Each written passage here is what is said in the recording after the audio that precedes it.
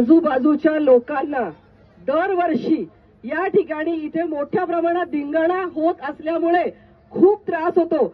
आता मला अनेक फोन आलेले आहेत। मी ज्या वेळेला इतर ठिकाणी आरत्यांना गेले होते, काही जणांचा आता एकांचा मी तुम्हाला व्हिडिओ पण दाखवू शकते, व्हॉट्सअप पण दाखवू शकते।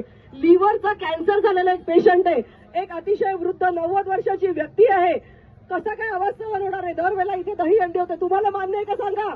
तुमच्या घरी सुद्धा आजी असेल, आजोबा असतील, आई बाबा असतील, आजारी माणसं असतील, लहान मुलं असतील।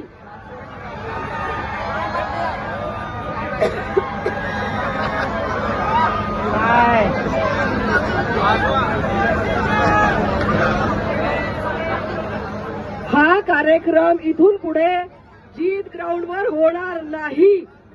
इथून पुढे जीत ग्राउंडवर कार्यक्रम होणार नाही, कारण आजूबाजूच्या लोकांना प्रचंड प्रमाणात त्रास होत आहे आणि हा कार्यक्रम इथे आवाजाची मर्यादा ओलांडून, धार्मिकतेची सगळी बंधनं तोडून कार्यक्रम आयोजित केला गेला होता आणि ही आवाजाची मर्यादा न पाळल्यामुळे आम्ही रोज शास्त्रीनगर पोलीस स्टेशनला फोन करतोय, डीसीपी कदम यांना फोन करतोय, पीआय देशपांडे यांना फोन करतोय, सीपी अमितेश कुमार यांना मी मेसेजेस करतेय आणि तरी कोणत्याही प्रकारची कारवाई या ठिकाणी आवाजाची मर्यादा पाळण्यासंदर्भात झाली नाही।